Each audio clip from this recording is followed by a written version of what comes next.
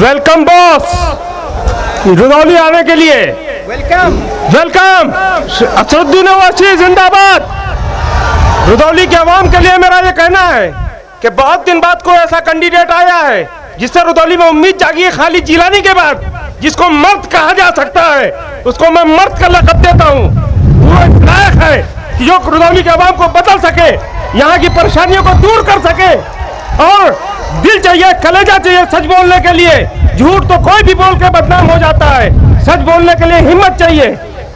मेरे बारे में बस इतना काफी है, मेरे बारे में बस इतना काफी है। मैं उस रास्ते नहीं जाता जो रास्ता आम हो जाए।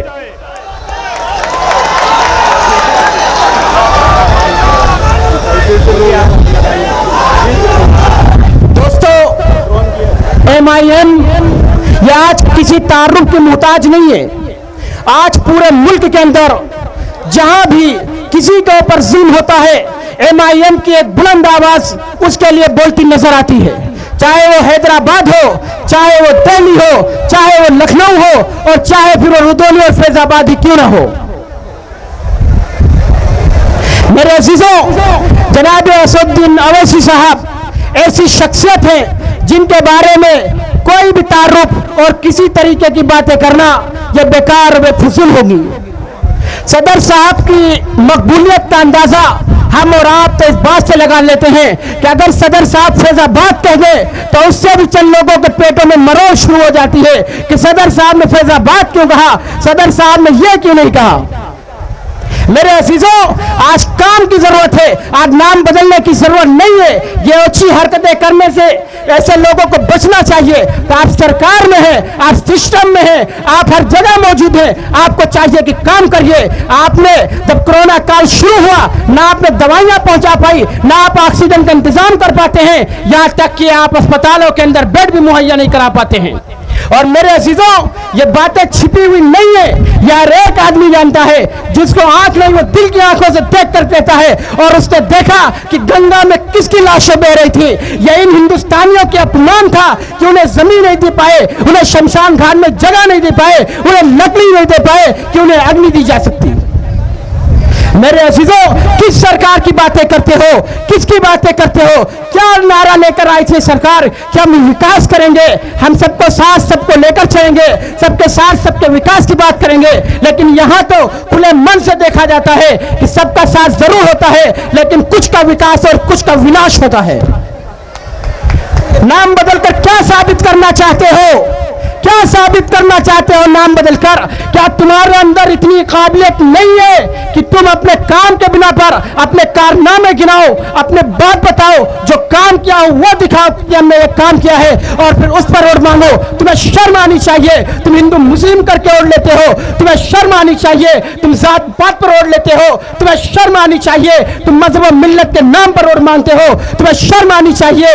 तुम हिंदू मुस्लिम को लड़ाते फिरते हो।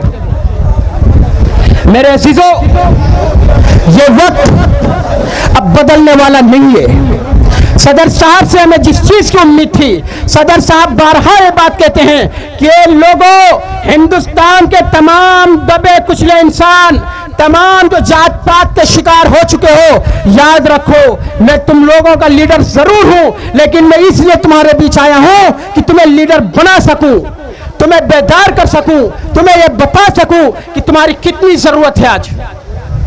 आज हमारा और आपका इस्तेमाल हो रहा है, आज हम और आप इस्तेमाल हो रहे हैं। मेरे अजीजों, हमें इसको समझना पड़ेगा, हमें देखना पड़ेगा। अब हमें गौर से इस बात को अपने ज़हन में बिठाना पड़ेगा कि कल तक हमारे पास विकल्प नहीं था, कोई विकल्प नहीं था। समाजवादी कहते फिरते थे, मुसलमानों, दबे तबके कुचले के लोगों, मुझे और दो वरना बीजेपी आ जाएगी।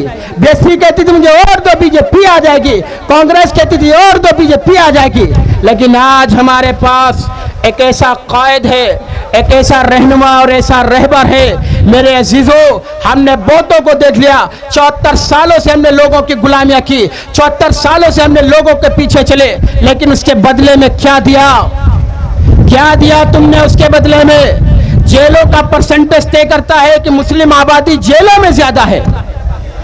सरकारी नौकरियां घटते घटते परसेंटेज की ऐसी की तैसी हो गई। आज हमारा नौजवान भुखमरी का शिकार है, बेरोजगार हो चुका है।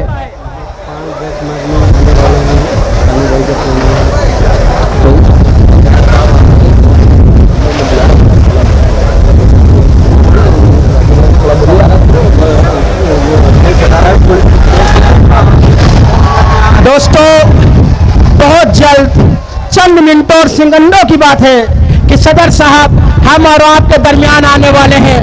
हम समझ सकते हैं आपकी बेचैनी को, समझ सकते हैं आपके इंतजार को।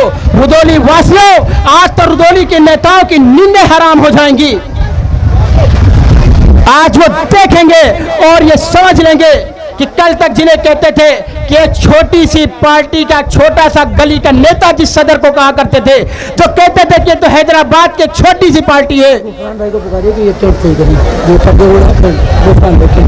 गुफरान भाई से अनुरोध है कि टेंट में जो पर्दे उड़ रहे हैं इसको सही कराएं। गुफरान भाई, मेरे अजीजों, बहुत जल्द हम और आपके दरमियान में सदर साहब आ रहे हैं।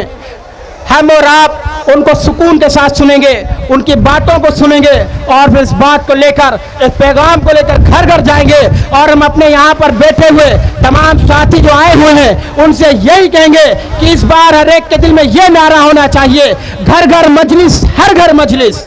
ये नारा लेकर जाइए यहाँ से कि घर घर मजलिस, हर घर मजलिस। अब मजलिस पहुंचेगी घर घर, हक और इंसाफ की बात करने के लिए, जुल्म का खात्मा करने के लिए अब मजलिस जाएगी दर दर। और तमाम इन शैतानों को, तमाम इन गद्दारों को, इन बेईमानों को जो अपने आप में नेता बने घूमा करते थे, अब वक्त आया है, अब उनकी आंखों में आंखें डालकर ये बात की जाएगी। अब सवाल किया जाएगा यहाँ के विधायक से भी, सवाल किया जाएगा जो साबिका विधायक थे उनसे भी, सवाल किया जाएगा जो मौजूदा MP हैं उनसे भी, क्योंकि अब हमें हमारा हक चाहिए, हमें हिस्सेदारी चाहिए, हमें दरी नहीं बिछाना है।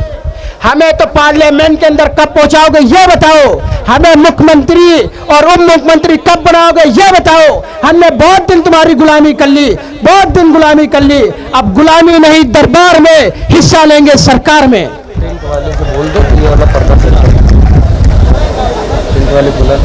भाई गुफरान भाई, पर्दा सही कर दीजिए, हवा की वजह से रस्सी निकल गई है, उसको सही कर दीजिए ताकि जो आए हुए मुहिब्बान मजलिस हैं, जो नौजवान हैं, ताकि वो जिसको अपने दिल और जान में बसाते हैं उनकी आवाज़ को सुने।